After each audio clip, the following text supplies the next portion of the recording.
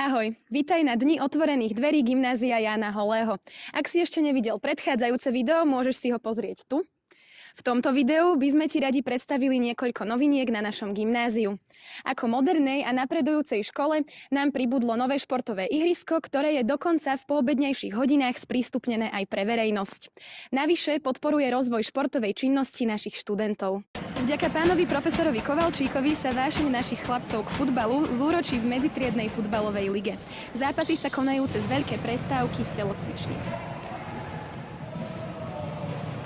Naša jedáleň je obohatená o šalátový bar, ktorý rozširuje pestrosť jedálnička žiakov. Ako študent nášho gymnázia by si sa rozhodne nenudil, pretože naša škola ponúka množstvo rôznych aktivít, od dobrovoľných akcií cez publicistiku až po kreatívne vyžitie našich študentov. Každoročne naše gymnázium otvára svoje brány pri príležitosti akcie Zóna bez peňazí, ktorú ti viac priblížia naši študenti. Ahoj Matej, čo je Zóna bez peňazí? Tak Zóna bez peňazí je dobrovoľná organizačná činnosť podujatím študentov Gymnázia Jána Holého, mnohých ďalších dobrovoľníkov aj profesorov, zastúpenie pani profesorky Bánovej, pani profesorky Slobodovej. A prečo sa práve ty zúčastňuješ každoročne Zóny bez peňazí? Pretože ma baví pomáhať ľuďom v núdzi.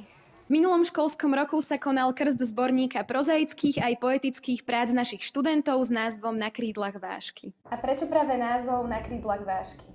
Možno je pre niekoho váška nezaujímavé, bezfarebné, fádne zvieratko, ale ona v skutočnosti je veľmi vášnivá, starostlivá, príťažlivá a taká je možno aj tá slovenská poézia.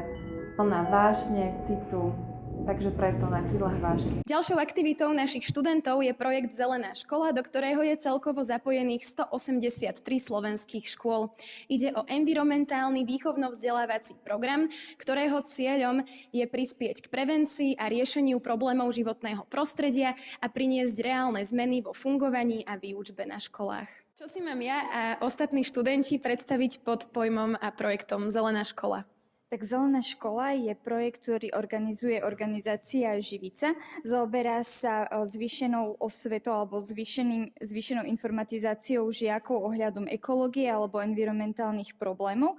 Tento projekt je pre nás viac menej ako rarita, pretože na viacerých školách sa to väčšinou organizuje, či už sú to napríklad materské alebo základné školy. My sme jedna z mála stredných škôl, ktorí si nás taktiež vybrali. My to budeme taktiež kreativizovať vďaka environmentálnej výchove, ktoré je taktiež pilotným programom na tejto škole v rámci rozvrhu pre prvé ročníky. Náš školský časopis Starý blesk má dlhoročnú tradíciu. V závere predchádzajúceho roka sa naši redaktori a grafici ako každý rok zúčastnili celoslovenskej novinárskej súťaže Štúrovo pero, kde získali zlaté ocenenie televízie RTVS. Vychádzame teda dvakrát do roka v náklade približne 300 kusov. Za posledné 2 roky sme sa rozrástli o 20 redaktorov a niekoľkých ilustrátorov a grafikov. U nás sa naozaj môže realizovať každý, či už budete písať o svojom hobby, o svojom domácom zvieratku, alebo kľudne aj o filmoch a jednoducho, čo vás baví. Pod zaštitou pani profesorky Bánovej sa na našej škole organizujú rôzne dobročinné akcie, napríklad tašky dobrá či háčkovanie chobotničiek. Žiaci maľujú na tašky, ktoré doma šijú a následne predávajú na školskom bazáre. Vyzbierané peniaze putujú neziskovej organizácii Plamienok. Niektorí študenti sa v rámci svojho voľného času dobrovoľne venujú háčkovaniu chobotničiek. Jednou z nich je aj Lea, ktorá sa teda tejto aktivity zúčastňuje už dlhé roky a preto nám o tom povie niečo viac.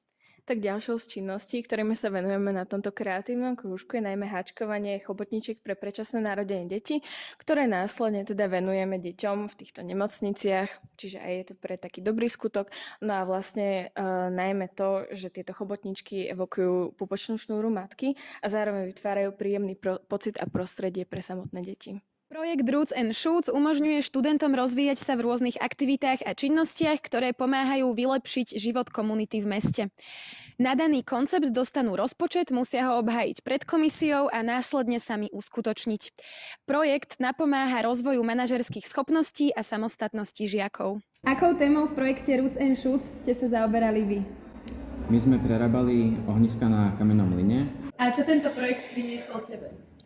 Naučil som sa pracovať v kolektíve a rozvinul som si svoje vodcovské schopnosti. Rád by si sa zapájal do inovácií na našom gymnáziu? Práve to ti umožní školský parlament, ktorý prehlbuje vzťah medzi vedením a študentami.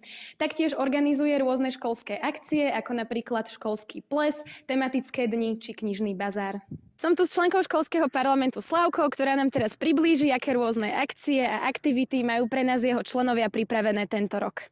Takže tento školský rok máme pripravených viacero aktivít, ako napríklad tematický deň na Halloweena, vianočný bazár s cukrovinkami, valentínska pošta, školský ples a koniec školského roka zakončíme tradičným sprejovaním na trička na Deň detí. Ako môžeš vidieť, naše gymnázium nie je len o krvopotnom učení, ale umožní ti rozvíjať tvoje nadanie v oblasti tebe blízkej, či už v školských alebo mimoškolských aktivitách.